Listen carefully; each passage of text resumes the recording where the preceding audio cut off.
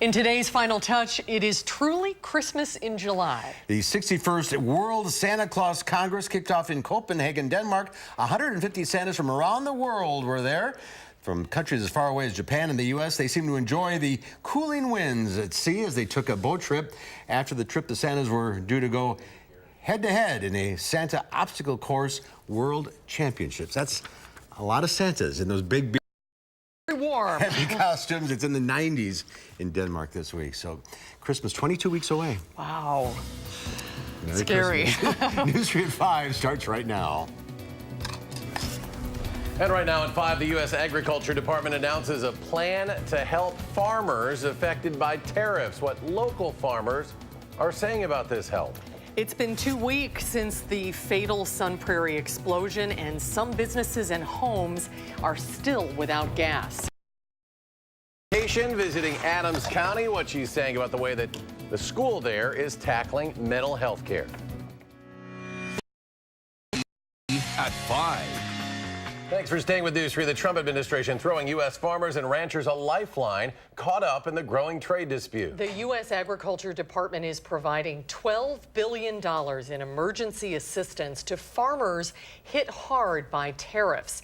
U.S. farmers are struggling after China imposed high tariffs on soybeans and pork in response to the Trump administration's tariffs. The short-term aid plan will provide direct payments to the producers of corn, cotton, dairy, soy, and sorghum. The government will also buy surplus products and distribute the goods to food banks and government assistance programs. President Trump touted his tough trade agenda. And the farmers will be the biggest beneficiary. Watch. We're opening up markets. The aid for farmers does not require congressional approval. And farmers across Wisconsin are now responding to this news of that assistance. In Janesville, the Rock County 4-H Fair opened its doors today, gathering together hundreds of farmers and their families from southern Wisconsin. Rock County reporter Adam Duxter talked to those farmers and joins us in our bureau at the Janesville Gazette with what they had to say today. Adam? The Rock County 4-H Fair is actually the oldest 4-H fair in all of America, celebrating cows, goats, pigs, all the things that make agriculture in Wisconsin so special. Today, I went to the fair and caught up with some of the farmers who think they're caught in the middle of a trade war. For decades, the sights and sounds of the Rock County 4-H Fair have stayed the same. The festival honors Wisconsin's farmers of the future, but on Tuesday, farmers were in the spotlight for another reason, as the U.S. Agriculture Department announced a $12 billion aid package to help farmers caught in the middle of the trade war. Wisconsin farmers like Doug Rebout say the tariffs have been hurting their business. I mean, prices have gone down that now the prices we're getting paid are below what our input costs are, so we're not getting back what we're putting into the crops. Rebout says the tariffs on products like soy, dairy, and pork have left farmers trying to stay above water. Now when prices are low, we're not spending any money because we don't have the money to spend. We're just trying to get our bills paid. Recently, Rebout was in Washington, D.C., where he met with elected officials from Wisconsin, including Paul Ryan, Tammy Baldwin, and Ron Johnson, to lobby for change. Still, he says he's not entirely sold on the proposed solution. As farmers, you know, it's great that there's that plan to help us, but we'd rather get paid for our product than to, you know, have that government assistance. And festival organizers say this isn't just a problem for farmers. Goes to the grocery store. Everyone, consumes food. So what happens in agriculture impacts us all. The 4-H fair goes from today until Sunday, and despite the tariff and trade talks, everyone I talked to today was incredibly excited for this year's fair. Still, an interesting discussion about the future of farming in Wisconsin. Adam Duxter in our Rock County Bureau. Thanks, Adam. Let's get a look at your first alert weather now. Very nice late July day. Here's meteorologist Dave Caulfield. He's in our weather center. Dave? Eric, lots of sunshine on this Tuesday with high pressure dominating the weather pattern for much of the upper Midwest. Just a couple of fair weather cumulus clouds showing up on visible cloud track late this afternoon into this evening. Mostly clear skies will be with us tonight. No worries about rain or storms just yet, but that could change as we head into tomorrow afternoon and evening. A live look in Madison at those cumulus clouds, but also lots of blue sky and sunshine on the WISC-TV Skycam. Currently at 82 degrees, northwest wind at 8 miles per hour. That dew point a little bit more comfortable near 60 degrees. Other temperatures in the upper 70s and low to mid 80s across southern Wisconsin this evening. Dew points in the upper 50s and low 60s, so it actually does feel a little bit more comfortable outside compared to yesterday. Wind speeds out of the north and west also helping with our comfort level outside at about 8 to 15 miles per hour. This evening, a few clouds will be around, otherwise mild and pleasant, with temperatures falling through the 80s and 70s into the upper 60s. We'll talk more about our strong to severe thunderstorm threat for tomorrow in your first alert forecast in just a few minutes. All right, thank you, Dave. It's been just over 2 weeks since the explosion in Sun Prairie, and while many businesses are back to normal, there are still some that are trying to get back on their feet. 15 customers are still without gas, and the owner of Salvatore's expressed his frustration about not having a timeline from We Energies as to when the gas might be turned back on. Jamie Perez spoke with the owner this afternoon. She joins us live in the news center with those details. Jamie? Well, as of yesterday, the owner of Salvatore's reached out to We Energies, and they said they could not give him a timeline because there are so many working parts that come with turning everyone's gas back on. But here's a look at that Facebook post, basically saying how he doesn't want to keep his employees on standby and put a hold on their personal lives, not being able to give them an idea of when they might be returning to work. But this afternoon, We Energies called the owner with some good news. 35 employees that are idle, and I'm unable to give them an update because all I keep hearing is we don't know. So today, earlier, finally, 5 minutes before you arrived, I did get a phone call from We Energies stating that they will be able to restore gas by Friday. Now, even though Patrick got an update from We Energies, there are still some customers without gas in the meantime. We Energies sent out this statement earlier saying they are working in coordination with authorities, and as they are cleared to move forward with each individual business, they can begin repairing, testing, and restoring service. Some areas will need to have their natural gas lines rerouted, and we will be sure to keep you updated as more information becomes available on the situation in Sun Prairie. All right, Jamie Perez reporting in our newsroom tonight. Jamie, thank you. Meanwhile, Governor Scott Walker announcing that $20,000 in disaster relief grants will be available to help victims of that explosion in Sun Prairie. The Wisconsin Housing and Economic Development Authority grants will be available to provide emergency housing assistance to residents who lost their homes due to the explosion and fire. Volunteer Sun Prairie firefighter Corey Barr died in that explosion July 10th that also destroyed 6 businesses and 1 home. Governor Walker says these loans are another way to help the Sun Prairie community recover. The Adams Friendship School District is becoming a national model for tackling mental health issues in children. The Federal Commission on School Safety visited Adams County today to talk about what the district is doing differently. In 2014, Adams Friendship became one of 3 Wisconsin schools to receive a federal Project Aware grant, which aims to identify warning signs of mental health problems and give children the services they need. Health and Human Services Secretary Alex Azar says the commission is hoping to implement their models and others like it at schools around the country. Addressing the behavioral health needs of our children is critical. We know that many children struggle with serious emotional disturbances that interfere with their daily lives. Schools are on the front lines of addressing these conditions and behaviors. Almost a quarter of children in the Adams Friendship School District say they have seriously considered suicide. But since Project Aware started, no children have died by suicide. The district brings in mental health professionals to the school so students can get the care they need in a place where they're comfortable. 4 men were arrested in Fitchburg Monday with guns and drugs. Officials said the 4 men, 19-year-old Marquise Hamilton, 21-year-old Ammon Galtney, 19-year-old Gordy Wright, and 20-year-old DeMarco Richmond were all arrested around 10 a.m. This was during a surveillance operation in the 1900 block of Pike Drive. Hamilton, Galtney, and Wright were arrested for a probation violation. Richmond was arrested on a tentative charge of being a felon in possession of a firearm. Officials say ongoing investigations into weapons cases and drug trafficking led by the Dane County Narcotics Task Force are now underway. They expect additional charges to be filed. Madison police are dealing with a record number of heroin overdoses this summer. Police responded to 83 known heroin overdoses in the last 3 3 months. In that same time, 17 people died by overdose, which is a 467% increase from 2017. One of those programs working to stop the epidemic is the Madison Addiction Recovery Initiative, or MARI. Under MARI, Madison police officers are able to use offer many users the opportunity for treatment rather than arrest. If they choose treatment, they will be connected with an intake counselor. Officials say any little thing they can do to help may just save a life. We need to do something besides continuing to arrest and jail people when that doesn't seem to be fixing the problem. And this is what we're going with for now. It has had success in other communities around the country, so we're confident it's going to work. But we're still tweaking it and trying to get more people into our program to get them help so they're not overdosing and potentially dying in the future.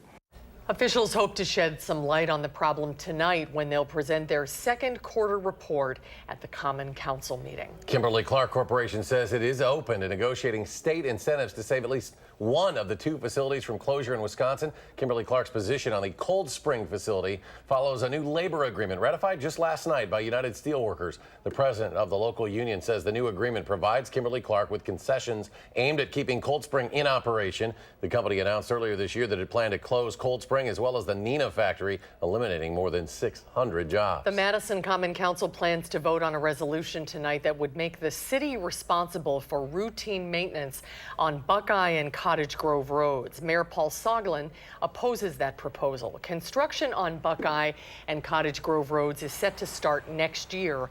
Both the city and county want to rebuild those roads, but they won't be able to get millions of dollars in federal funding unless they agree on how to share the costs. Mayor Soglin is insisting that the county pick up the costs of repairing and maintaining Buckeye and Cottage Grove roads since it's in Dane County's jurisdiction. I can't remember all the adjectives that I used on it, but I will reinforce those. Yes, Dave Aarons? It was traitorous, stupid, and deceptive. It sure was traitorous, stupid, and deceptive because the agreement that they've negotiated is going to cost $12.1 million. The Common Council will vote on the resolution tonight. Area students and law enforcement officers are getting to know each other thanks to a generous donation. Madison School and Community Recreation is providing free pontoon drop-in rides to community nonprofit groups. Today, a youth group from MSCR's summer program is taking a ride on the boat. 35 students from a summer program at O'Keefe Middle School are sharing the boat ride with officers from the Madison Police Community Outreach and Resource Education Department. The MSCR pontoon boat program runs through September 30th. They had a great day for that today. Beautiful out there, and there's still more to come on News 3 at 5. Up next, Los Angeles officers are apologizing after making a fatal mistake last week during a standoff. Plus, the White House says it may take away security clearances of former top intelligence officials who have been critical of the president. And on Wall Street, a strong day for the Dow, jumping almost 200 points. The Nasdaq lost a little more than a point. The S&P up about 13.5. We'll be right back.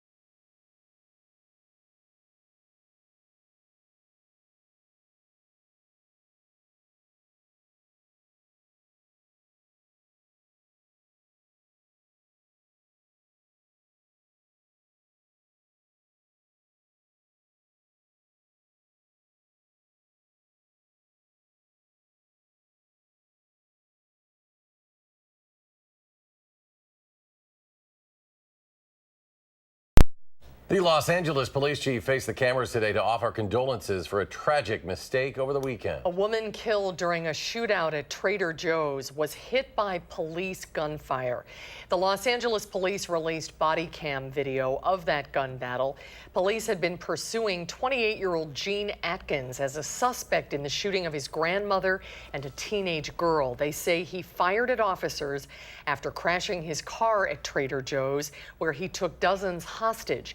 27-year-old Melita Corrado was hit by a bullet that traveled through her arm to her body.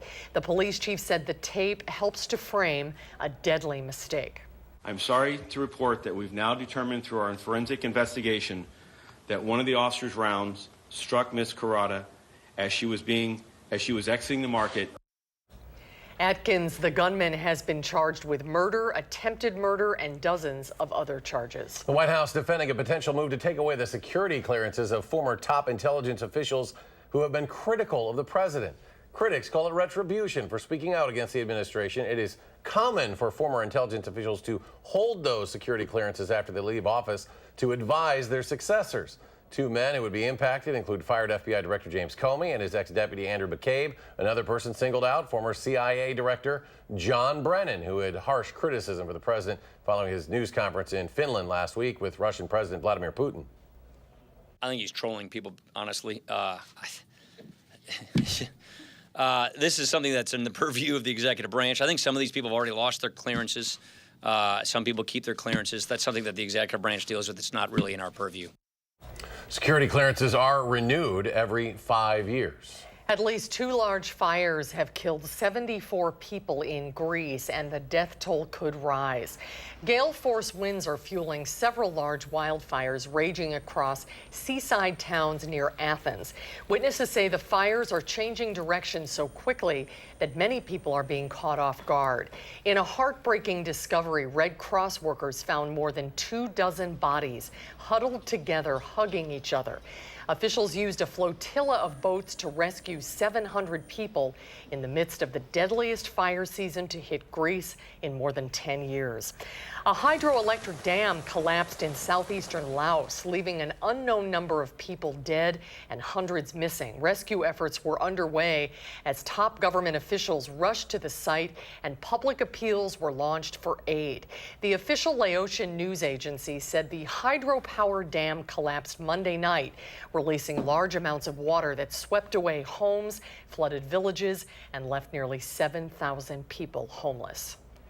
We turn now to our local forecast. Dave Caulfield on the backyard patio. Beautiful out there today, but maybe some rain coming our way. Yeah, some rain on the way for tomorrow, but a little bit lower humidity this afternoon and evening compared to yesterday. So if you get a chance, get out and enjoy this abundant sunshine and really nice weather, because some changes are on the way, especially closer to tomorrow evening. Weather track showing a cold front across our area, which may have helped us out just a little bit with our temperatures and also with our humidity. Some showers are trying to spark along that front, but it is already past southern Wisconsin, so we don't need to worry about that rain until tomorrow. High pressure basically in control of our weather for southern Wisconsin. That low pressure system off in the distance, that's what's going to bring us some rain into tomorrow afternoon and especially into the evening. Some of those rain showers and thunderstorms could be a little bit strong. So Doppler track, the majority is quiet across much of our area. But again, some storms, as we take a look at our severe weather outlook for tomorrow,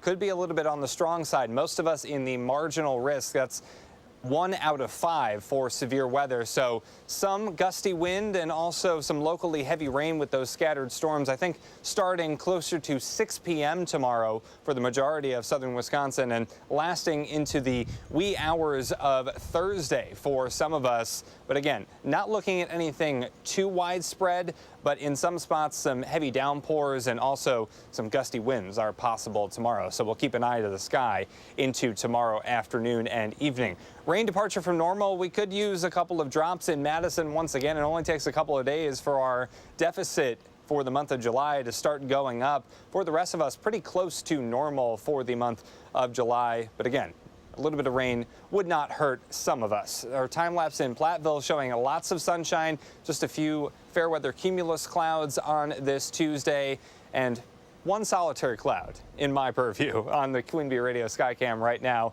Hopefully it doesn't get too lonely because mostly clear skies are going to be with us tonight. Temperatures are in the low to mid 80s for the most part, a few 70s showing up closer to Viroqua. Dew points are in the upper 50s and lower 60s, so a little bit more comfortable for some of us compared to yesterday. About 5 degrees less humid. Wind speeds out of the north and west at about 5 to 10 miles per hour, gusting closer to 15 in some spots. As we head into the next 7 days, tomorrow will be in the 80s once again, but we're heading for a stretch of 70-degree weather that I think could last about a week, and that would be the first week-long stretch of 70-degree weather in more than 2 months, so that's going to feel really nice. Tonight, mostly clear and mild temperatures in the low 60s. Speaking of feeling nice, going to be a nice night outside. Tomorrow, warm and humid with some late-day showers and thunderstorms and temperatures in the low 80s, so very quiet tonight. Not too many clouds to help keep us warm, so temperatures dipping into the low 60s. Then those showers and thunderstorms possible on Wednesday, and some more showers and thunderstorms possible late into Wednesday and into early Thursday. Slight chance for showers on Thursday as well, but not really going to cause any big rainfall totals. It doesn't look like over the next couple of days. Some downpours locally are possible, so some heavier amounts locally are definitely possible or in the cards. 7-day forecast. We stay in the 70s for much of the 10-day forecast with a couple of chances for showers and storms, especially as we head into Sunday and Monday night. So let's take a look at your first alert traffic update. Taking a live look at Verona Road and the Beltline. You can see some traffic is backing up there on the on-ramp, and we still do have that accident right near the entry ramp from Verona Road to the Beltline eastbound, so that's something to keep in mind. That accident is still active. Not looking too bad closer to the interstate and Stoughton Road, but those delays pretty hefty on both sides of the Beltline closer to Verona Road to John Nolan. Eastbound, that's a 16-minute trip right now. Average speed right around 15 miles per hour. In the other direction, that same stretch still pretty slow. Lots of brake lights, 14 minutes with an average speed of around 20 miles per hour. And that is your first alert traffic. A gorgeous night tonight, and maybe some more sunshine tomorrow before we see increasing clouds and some possibly strong thunderstorms tomorrow night. All right, we'll keep an eye on it. Thank you, Dave. Still ahead on News Street 5, Congress looking at technology that could take commuters into the sky. The story when we come back.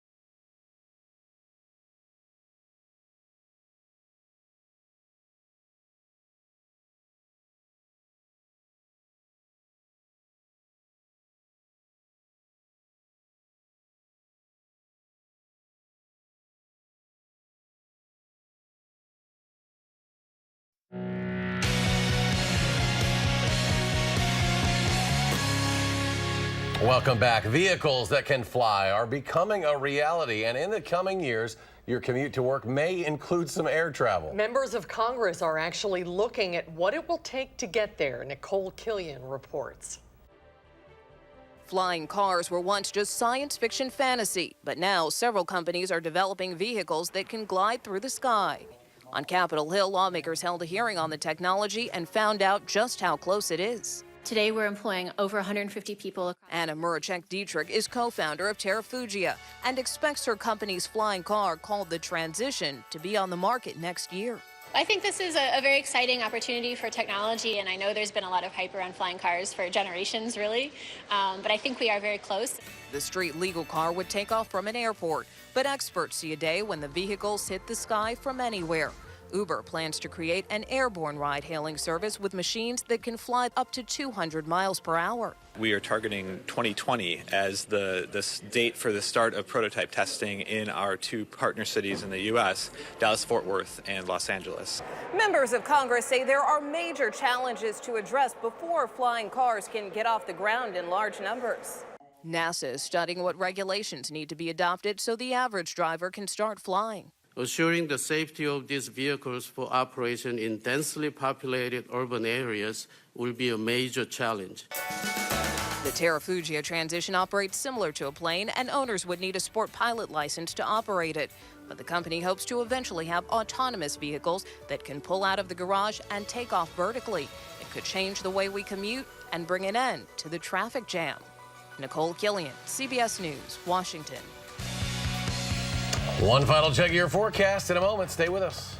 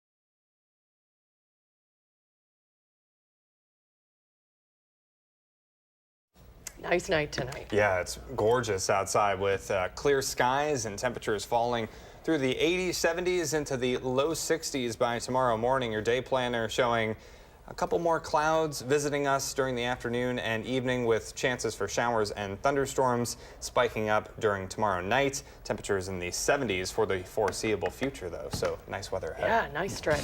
More news coming your way in a half hour on News 3 at 6. Stay tuned for the CBS Evening News.